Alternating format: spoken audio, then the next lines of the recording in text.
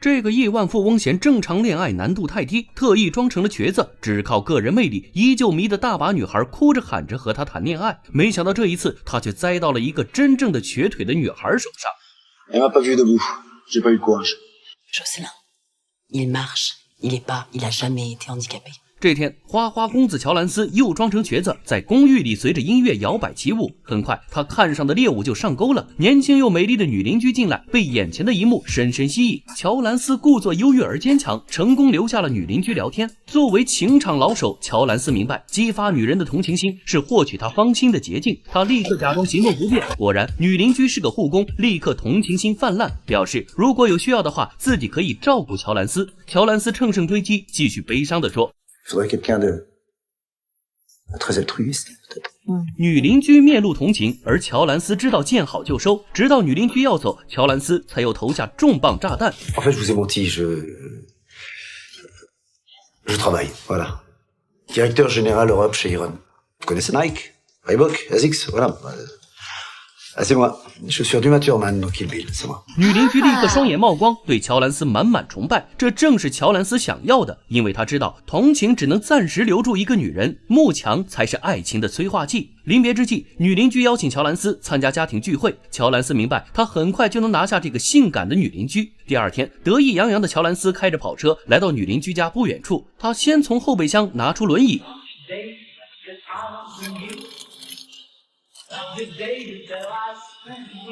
一点点组装好，然后一屁股坐上去。一个瘸腿患者新鲜出炉，看得一旁的陌生人一愣一愣的。等他出现在女邻居家，已经是一个为赴约历经波折的残障人士。女邻居家人热情地欢迎了他。巧合的是，女邻居的姐姐竟然也坐着轮椅。乔兰斯瞬间变脸，他终于明白，女邻居根本没被自己撩到，他邀请自己是为了介绍给他残疾的姐姐。聚餐过后，女邻居一家还刻意留出空间，让乔兰斯和女人单独相处。乔兰斯拉着脸，一句话也不愿意多说，可女人恍若未闻，热情地和乔兰斯聊天，自来熟地谈起自己是个科学家、音乐家，还是个网球运动员等等。乔兰斯感兴趣了，残疾人也能当网球运动员？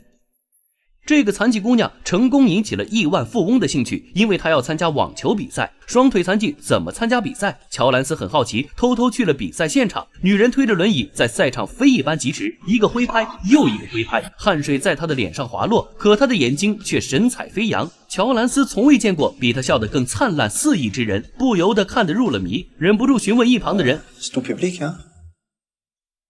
C'est pas que des gens handicapés. Ah, il faut parler plus fort, je suis sourd. 这下全场的人看了过来，女孩也看见偷偷躲在2楼的乔兰斯。乔兰斯就要逃走，却听见女孩上楼的声音，赶紧一屁股坐在了一旁的轮椅上。他一直在欺骗女孩，自己也是双腿残疾，这次差点露馅。可是女孩满脸的疑惑，因为乔兰斯现在坐的轮椅正是他自己的。乔兰斯只能撒谎。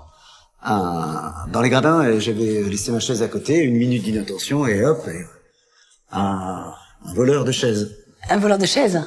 女孩满脸的不相信，乔兰斯很尴尬，女孩却换了话题。3天以后，女孩有小提琴演出，她邀请乔兰斯去观看。这一次，乔兰斯愉快地答应。到了演出那天，还西装革履，隆重出席。没想到，女孩比她更加光彩夺目。随着指挥家一挥手，女孩身着蓝色长裙，缓缓进入演奏现场。在众人的演奏中，女人缓缓拉起小提琴，或舒缓悠扬，或激昂紧凑。在优美的音乐声中，她沉浸其中，忘乎所以，美得不可方物。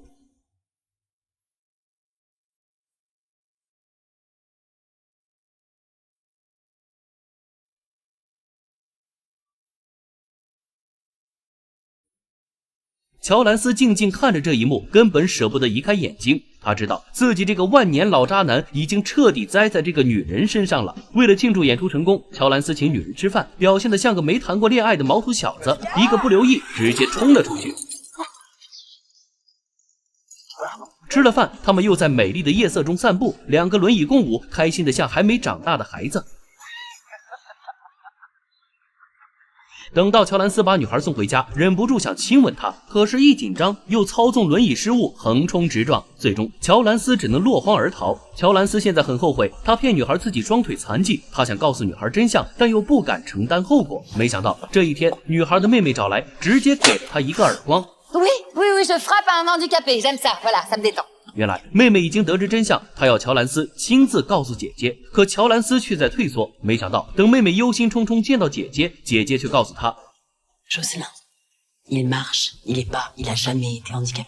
妹妹震惊了，姐姐却悲伤无奈地解释 La petite fille naïve sur son fauteuil, enfin la petite fille, je me fais plaisir, elle a décidé de ne rien dire.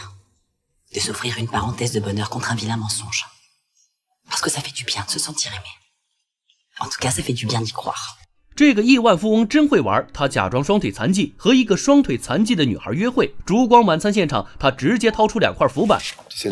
女孩迷茫地点了点头。乔兰斯按下按钮，整个地板开始缓缓下降。原来他们是在一个游泳池里，依靠浮力，双腿残疾的女孩漂浮在了水面上。她巨大的红色裙摆开出了一朵艳丽的花。在水的支持下，乔兰斯和女孩冲破身体的障碍，自由奔向彼此，紧紧相拥，热烈亲吻。情到浓处，他们完成了生命的大和谐。然而，等乔兰斯冷静下来，他却有点迟疑了。他的一生真的就和这个残疾的女孩绑定在一起了吗？何况他还一直在骗女孩。